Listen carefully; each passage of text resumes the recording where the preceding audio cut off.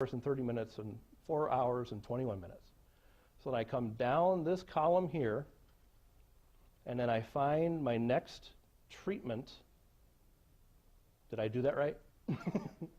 Come down here, 37, I want 32.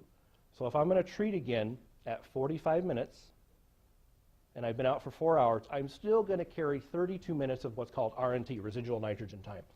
That number then has to be taken off of this 125. So I take 125 minutes, subtract 32, now that's how much time I can spend down maximum, okay? That, in a nutshell, is how our Navy dive tables work, and that's how they work back in Haldane's day. Well, there are a little bit more discrepancies and maybe a little bit more leniency with the times, but you get the gist of the idea.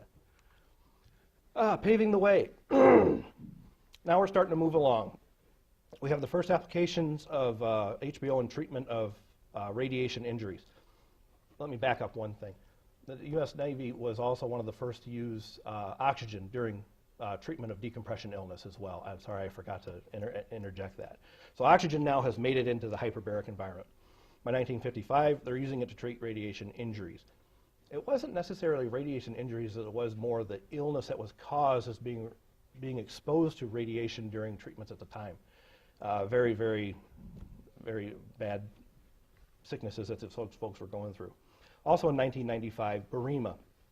He proposed the use of hyperbaric during cardiac surgery. Barima was a TCV surgeon that at the time, I don't know what I do. Sorry, it's just me. I hope. Okay, I touched something. At the time, this is before the development of heart-lung bypass machines. So if they wanted to do cardiac surgeries, they had to do it very, very quickly. So if they did stop the heart, you get about 5 minutes of time. Barima found out that if he did his operations in a hyperbaric chamber, he got 15 minutes worth of time to stop that heart because the body was so super saturated with oxygen. So another experiment that he conducted was he did an animal experiment involving pigs where he dove them in a hyperbaric environment and then exchanged their volume of blood for simple plasma. It's the plasma that we're interested in because under pressure we can dissolve more oxygen into the plasma. So he took all the red blood cells out, all the carrying capabilities that blood normally has at 1 atmosphere, just leaving the plasma, and these pigs still lived. So he definitely proved that this is that the blood plasma is a vital component of hyperbaric as we know it today. 1970. This is when the first HBO conditions list was and recommended protocols was created in Milwaukee, Wisconsin, right here in the Midwest, in 1970. This is another vital component to the development of other industry or organizations throughout the industry like the UHMS, which we'll talk about in a minute, and the International Hyperbaric Medicine Society. By 1972, there was 125 approved conditions. Today, there's 14. By 1979, that got whittled down to 25, and like I said, by 2014, the official count included 14, which we'll discuss here in a minute. 1974, Shetfield, he developed the well-known 2.4 atmosphere treatment table that we use today. This was done at Brooks Air Force Base. He was monumental in developing that treatment protocol. Also, he is the owner and member of the International Atmo company down in Houston, Texas, where we send all of our therapists that get trained. So a lot of information is shared there. A lot of the big heavy hitters in the industry come and talk to us. And he's a wealth of knowledge. This is the approved conditions list today as it exists. I separate them into acute conditions and chronic conditions. Some of these could be interchangeable a little bit, but the more acute conditions include carbon monoxide exposure, decompression illness, gas air embolism, etc. We're starting to see a little bit more of the crush injuries, neck fash, thermal burns, and idiopathic sudden sensory hearing loss.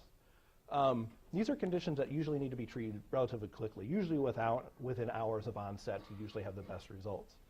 On the chronic side, we have arterial insufficiencies, osteomyelitis, and this has to be refractory, which means it has to be going on for at least 30 days or more. Compromised skin grafts and flaps, intracranial abscesses, and delayed radiation injuries. Severe anemia is one of those I think that's going to start teetering off the list. It's insurance companies just don't like covering it because usually the people that we see usually have religious affiliations that we have to observe, and unfortunately, if they hit that anemic period that late in their disease process, they just don't do well, unfortunately. So That's one of those that's kind of teetering a little bit. Going back a little bit, the world's largest hyperbaric chamber was constructed in 1928. It was called the Cunningham Sanitarium. It was built in Ohio. It was 5 stories tall, 64 feet in diameter, and weighed 900 tons. They claimed to be able to treat diabetes and cancer. The exact treatment delivery / modality is very difficult to find. There's a lot of subjective information as to how everything transpired in this environment, whether or not oxygen was delivered with masks. But usually what people did was they kind of checked in, just like a hotel, and they stayed there. And they were in there for quite a long time. So it's a little bit iffy as to exactly how the treatment modalities work. But it only operated for, excuse me, Dr. Cunningham believed that exposing organisms to oxygen would stop them from multiplying. This is true in some cases and not others. Viruses love oxygen, where bacteria usually can be eradicated with excessive amounts of oxygen. So still learning. They had a long ways to go yet. This only operated for 5 years, and in 1934 it was sold and renamed the Ohio Oxygen Institute. But this, as you guys know, was in a very perilous time in the United States, and it did not do well through the Great Depression and the repercussions afterwards. So after a failing economy and led to demise and closure in 1942, it was actually scrapped, and they only sold it for $25,000. It cost $1 million at the time to build. That's a lot of money back then. Metal was recycled and used for building ships in World War II. Here's what this beast looked like. So up here, this is shortly after it was constructed. I think Epcot, I don't know. The one on the right here is actually during the deconstruction phase, but it was the only picture I could find where you could really get an idea what the entry compartment looked like. So this sphere basically stayed pressurized all the time. Well, you had to have a way to get people in and out of it, because you can't just open a front door of a hyperbaric chamber. There's a lot of pressure holding it shut. So you have these entry compartments. This is called a double lock system. And people would enter here, they would pressurize this compartment, and when the two pressures were equal, the door would open and people could go inside. Look at the lap of luxury in this thing. Again, as a safety director, no! We can't allow this kind of stuff. I mean, this is what we call fire load in the industry. I was also interested to find more information about how the windows were constructed. Today we use an acrylic material, and it's very, very, very hard but very fragile at the same time, so I have to be careful with it. And then over here you can see the beds. Like I said, when patients checked into this, they were in it for quite a while, weeks at least at a time. All right, so we're going to get a little bit into some more detailed information, and there will be some. So if y'all need to take a drink, a deep breath, or whatever, let's talk a little bit about the science that goes along with this. How am I doing on time? I think I broke the internet. There we go. So let me just check something, guys. I'm sorry. Okay. Compromised blood flow. So, and this is the best slide I can find that kind of demonstrates exactly what we do. We have a cross-section of a vessel. We have tissue on both sides, of course. This also has a stricture or a restriction in here, but it really demonstrates exactly what we're trying to do in the hyperbaric world. You see we have tissue that does not look too good because it doesn't have any oxygen to it, and all the oxygen basically is back here. It's being carried on the cells. The plasma doesn't have any oxygen in it, and the oxygen can only diffuse so far to the surrounding tissue around the capillary. So look at that and then compare it to this slide here. So under a hyperbaric environment, within a hyperbaric environment, we now dissolve oxygen into the plasma. We've increased the blood's carrying capacity as well as the diffusion of oxygen in surrounding tissues. Even through a stricture or a restriction, we can get oxygen to otherwise compromised areas of the body. So the diffusion of oxygen also around the vessel is increased by about 4 or 5 times. So at 1 atmosphere room air, it might be 1 or 2 microns around in measurement around the tissue. In a hyperbaric environment, oxygen can diffuse out to 10 to 15 microns. So that's quite a vast improvement. It also spurs on the development of further capillary growth or angiogenesis, and those help penetrate affected wounded areas. I don't like this clicker, Lou. Let's talk a little bit about the gas laws. This is what, as hyperbaric therapists, this is what we deal with every day. So Henry's gas law is states that the amount of gas that can be dissolved into a liquid is directly proportional to its partial pressure. Again, going back to the slide here where we dissolve oxygen into the blood, this is achieved with Henry's gas law. Another law that you could attribute this to is the dissolving of carbon dioxide into soda or beer. A few years ago, I heard about a beer that had nitrogen dissolved into it, and I went, wonder how that's going to work out. I tried it. It was flat. It was horrible. But like I said, carbon dioxide is easily dissolvable into a liquid at 1 atmosphere. If you were to take a can of soda into a hyperbaric chamber, dive, you could shake that thing up all day long, crack it open, it's not going to fizz over because we drove that CO2 further into that liquid. Henry's gas law. I'm trying to make this fun, guys. Boyle's law. This is the pressure and volume have an inverse relationship when when temperature is constant. That's a very important factor with this law. If a volume of gas is decreased, the pressure increases. So if we make the volume smaller, we make the pressure bigger. The next slide, and I'm not going to get into it, I included that P1 over V1 T1 stuff, but don't worry about it. The next slide here is a direct example of what Boyle's law is. So we have pressure number 1 and volume number 1. If we increase the pressure by decreasing the volume, if we decrease the volume, we increase the pressure. It's the same number of oxygen or air or whatever molecules that this gas is composed of, but we've decreased that volume, so the pressure is going to go up.